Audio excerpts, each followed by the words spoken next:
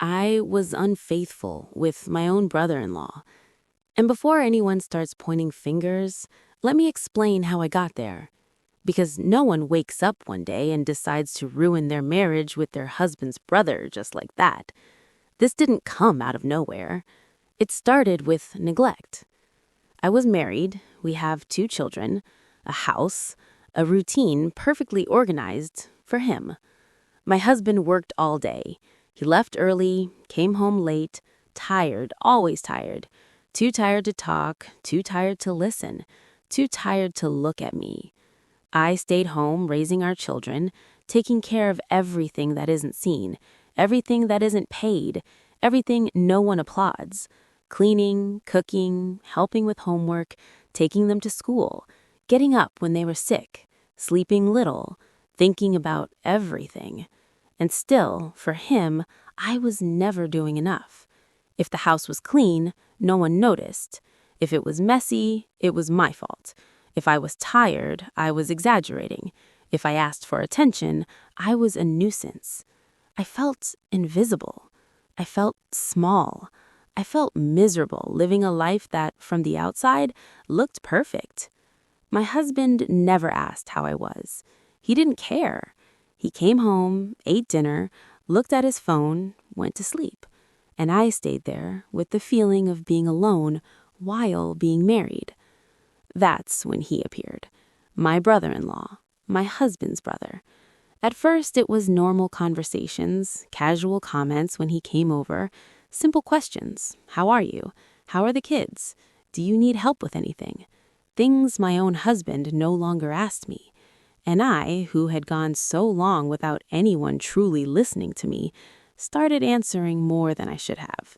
He noticed. He always noticed. One day, he found me crying in the kitchen. It wasn't planned. It wasn't a dramatic scene. It was accumulated exhaustion. He asked me what was wrong.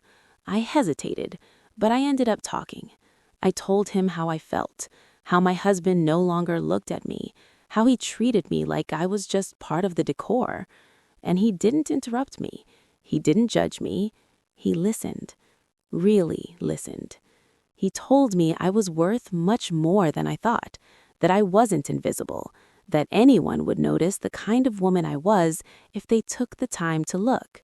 Simple words, but said at exactly the right moment. And that's when something dangerous happened. Because when someone gives you what you've been missing for so long, you start to confuse kindness with something more.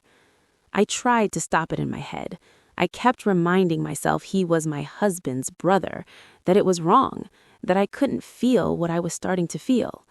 But I felt very alone at that point. I had felt ignored for years. He started coming over more often, always with some excuse, helping with something around the house, bringing something my husband had forgotten. And each time he stayed a little longer, and each time we talked more, and each time we looked at each other differently. I knew something could happen between us. I was starting to feel good talking to him. The day it happened, the kids were at school. The house was quiet. I was tired, as always. He stopped by to drop something off. He came in, he closed the door, and we just stood there, looking at each other. And that's when I understood something that scared me to admit. I was starting to feel something for my brother-in-law. It wasn't an affair for fun. It wasn't an impulse. It was the result of feeling alone for far too long. It was feeling, for the first time in years, that someone saw me, that someone listened to me, that someone understood me. I knew it was wrong. I knew it would destroy everything. But I also knew my marriage had been broken long before that. It's just that no one wanted to admit it. That same silence that once felt comfortable was the one that betrayed us. We were in the living room, nothing out of place, nothing hidden. There were no kisses, nothing inappropriate, just a hug, long, sincere, the kind you don't give out of habit but out of need. I was crying, again, and my brother-in-law was holding me like someone who understands that sometimes words aren't necessary, only presence. And then the door opened. I didn't hear him arrive, I never did, but this time I felt it. It was like a pressure in my chest, as if something inside me knew that something was about to happen. My husband was standing there, frozen, his briefcase still in his hand. He didn't say anything at first, he just stared, and his eyes scanned the scene with a dangerous slowness. His brother, his wife, hugging. It wasn't a strange image, nothing inappropriate was happening, but it was intimate, too intimate for anyone who knew how to read what was really going on. I pulled away immediately. He did too. It was an awkward, almost ridiculous movement, as if we could undo what had already been seen, as if stepping apart could erase the obvious. My husband closed the door slowly. That gesture was worse than a slam. "What's going on here?" he asked. He didn't shout, he didn't raise his voice, and that made it much more frightening. No one answered right away. My heart was in my throat. His brother looked down. I didn't. I was already tired of looking down in my own house. "It's what it looks like," I said. And in that moment, I knew I wasn't going to lie. Not anymore. My husband took a step forward. He looked at his brother with disbelief, with contained rage, with something close to the deepest kind of betrayal. Then he looked at me, and that's when he exploded. "How dare you, in my house, with my brother?" That's when he yelled, loudly. He said things I won't repeat. Insults, accusations, threats spoken from pure impulse. His brother tried to speak, to explain, to defend himself. I stopped him with a look. This was mine. This was my place to speak. "This isn't just this," I said. "It's not just this hug. This has been building for a long time." He laughed, an incredulous laugh full of contempt. "Right, so now I'm the problem." I took a deep breath, because that was the exact point of everything.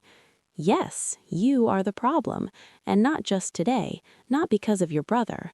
You're the problem because years ago you stopped seeing me, because you made me feel like I was worth nothing, because you turned me into a shadow in my own home, because every time I asked for attention, you treated me like a burden.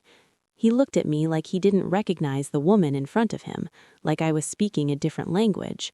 "I work for this family," he shouted. "Everything we have is because of me." I just looked at him. "And I held this family together while you weren't around. I raised our children. I kept this house running.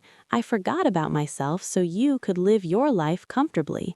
And even then, it was never enough for you." The silence that followed was uncomfortable. His brother was pale. He wanted to leave. My husband yelled at him to stay, called him a coward, told him to face it. But it didn't matter anymore.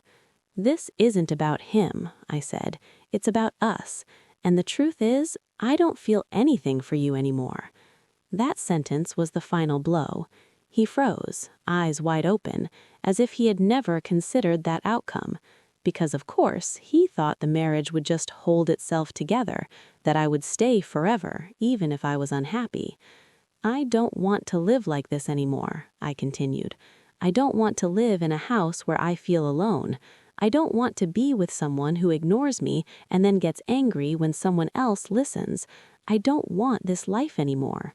He started saying I was confused, that I was crazy, that I was destroying the family, that I should think about the kids. Always the kids, as if I hadn't thought about them every single day of my life.